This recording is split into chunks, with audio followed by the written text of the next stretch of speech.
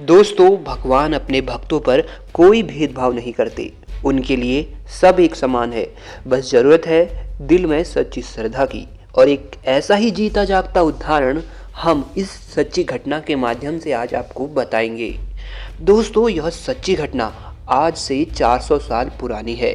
दिल्ली में एक परमेष्ठी नाम का दर्जी रहता था। वह शरीर से कुबड़ा और दिखने में कुरूप था, लेकिन उसके हृदय में हरि भक्ति थी। वह दिल से अपने आप को हरि भक्ति में समर्पित कर चुका था। दोस्तों, उसके हाथ में गजब की कारीगरी थी। परमेष्ठी की धर्मपत्नी थी विमला, जो कि बहुत ही सुंदर, गुणवान और धर्म पारायण थी और बड़ी ही पतिव्रता भी थी।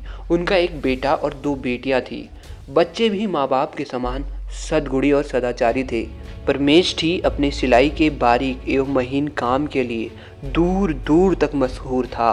बड़े बड़े नवाब, यहाँ तक कि बादशाह भी उससे अपने कपड़े सिलवाते थे। एक बार बादशाह के सोने के सिंहासन के दोनों तरफ दो गलीचे बिछाए गए। बादशाह को वह गलीचे बिल्कुल पसंद नहीं आए। उन्होंने वह गलीचे हटवा कर उनकी जगह दो तकिए बनाने का विचार किया। इसलिए उन्होंने बहुत महंगा मखमल का कपड़ा मंगवाया और उसमें सोने की तार की मदद से हीरे, मणिक और मोती जड़वा दिए। बादशाह ने फिर परमेष्ठी को बुलवाया और सारा सामान देकर उससे दो तकिए बनवाने का आदेश दिया। बादशाह को उसकी कारीगरी पर पूरा भरोसा था। परमेष्ठी वह रत्नों से जड़ा कपड़ा लेकर घर आ गया। उसने कपड़े के दो खोल बनाए। उसने उन दोनों खोलों पर खुशबूदार इत्र वाली रुई भरी। तकियों के ऊपर रत्नों से बने फूल पत्ते जगमग करने लगे। इत्र की सुगंध से घर भर गया। ऐसे तकिए भला दर्जी अपने घर पर कैसे रखे? वह उन्हें बादशाह के यहाँ ले जाने के लिए उठ खड़ा हुआ। तकियों को उठाकर हाथ में लेते ही परमेष्ठी ने ध्यान से रत्नों की चमक देखी। उसने अपने मन में कहा, कितने सुंदर हैं ये तकिए! यह क्या एक सामान्य मनुष्य के योग्य हैं? इनके अधिकारी तो भगवान वासुदेव ही होने चाहिए। जैसे जैसे इत्र की सुगंध नाक में पहुंचने लगी, वैसे वैसे उसका यह विचार और मजबूत होने लगा। मन में उसकी एक तरह की लड़ाई चलने लगी। वह कारीगरी किस काम की जो भगवान की सेवा में न लगे? लेकिन मैं क्या करूं? तकिए तो बादशाह के हैं। मन के असमंजस ने ऐसा रूप ले लिया कि परमेष्ठी को पता ही नहीं चला वह कहाँ है और क्या कर रहा है। उस दिन श्री जगन्नाथपुरी में रथ यात्रा का महोत्सव था।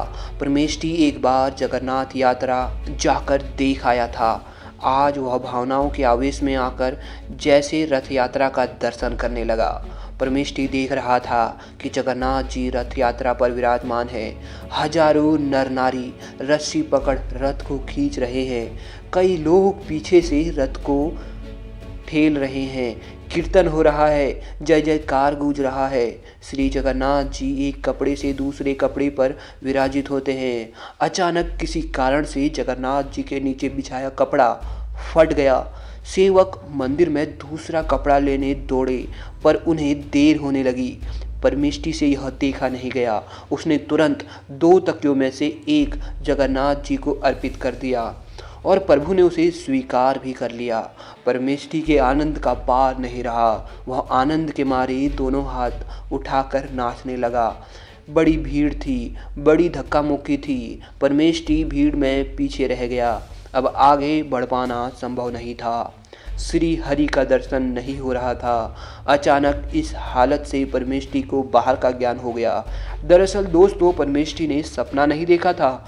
सच में रथ यात्रा में भगवान जगन्नाथ स्वामी के नीचे का एक वस्त्र फट गया था और पुजारियों ने देखा कि किसी भक्त ने रथ पर बहुमूल्य रत्न जड़ित तकिया रख दिया है। यहाँ होश में आकर परमेष्ठी ने देखा कि एक तकिया तो गायब है। यह सब देखकर उसे बड़ा आनंद हुआ। सब कुछ जानने वाले उनके प्रभु ने उसके हृदय की बात जानकर एक तकिया स्वीकार कर लिया। अब उसे क्या भय? बहुत छोटा सा बादशाह सिर्फ उसके प्राण ही तो ले सकता है। वह कहाँ मृत्यु से डरता है, क्योंकि उसके ऊपर भगवान ने साक्षात कृपा करी है। वह तो बस आनंद के मारे कीर्तन करता हुआ नाचने लगा। इतने में बादशाह के सिपाही उसे बुलाने आ गए।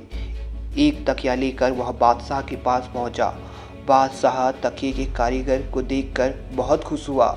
उन्होंने दूसरे तकिए के बारे में पूछा।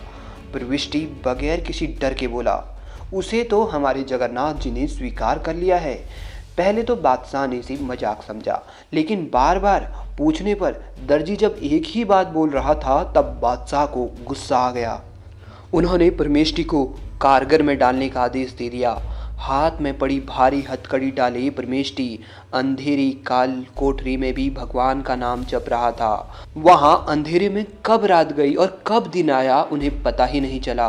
अचानक एक दिन हथकड़ी टूटी, अपने आप ही तड़क तड़क करके हथकड़ियों के टुकड़े हो गए और बहुत जोर से अपने आप ही काल कोठरी का दरवाजा खुल गया और परमेष्ठी के सामने एक अद्भुत ज्योति प्रकट हुई। दूसरे ही क्षण उसने देखा, शंख चक्र गदा लिए प्रभु ने उन्हें दर्शन दिए। परमेष्ठी के जैसे भाग्य खुल गए हैं। वह प्रभु के चरणों में लिपट गया। भगवान बोले, मेरे भक्तों से बढ़कर मेरे लिए संसार में और कोई नहीं। जब तक मेरे हाथ में यह चक्र है, किसका साहस कि कोई मेरे भक्त को कष्ट दे।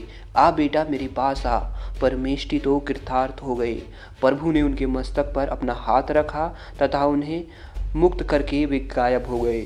उधर बादशाह ने सपने में बहुत भयंकर पुरुष देखा। उसने देखा कि जैसे साक्षात यमराज अपने हाथ पर दंड लेकर उसे पीट रहे हो और गुस्से से बोल रहे हो, तो तू भक्त प्रविष्टि को कैद करेगा। बादशाह डर के मारे चीख कर जाग गया। वह थर थर कांप रहा था। उसके शरीर पर अजीब से चिन्ह बन चुके थे। सवेरा होते ही उसने मंत्रियों से सपने की बात कही।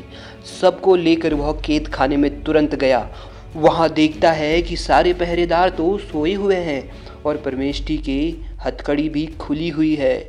उनकी कोठरी खुली हुई थी, लेकिन वह ध्यान में मग्न थे। ध्यान टूटने पर वे प्रभु का नाम कीर्तन लेते हुए रोने लगे। बादशाह को बड़ा आश्चर्य हुआ। उसने हाथ जोड़कर परमेष्ठी से क्षमा मांगी। बादशाह ने परमेष्ठी को अपने वो चिन्ह दिखाए जो रात के समय अपने आप ही उसके शरीर में पड़ चुके थे और वह बहुत दर्द दे रहे थे। परमेष्ठी ने जगन्नाथ भगवान का नाम लेते हुए बादशाह के उन निशानों पर हाथ रखा और वह ठीक हो गए। बादशाह को अपनी गलती पर पछतावा हुआ। बादशाह ने दर्जी को उचित सम्मान के साथ अपने महल में उच्च पद दिया और खुद जगन्नाथ भगवान के दर्शन के लिए चल पड़ा।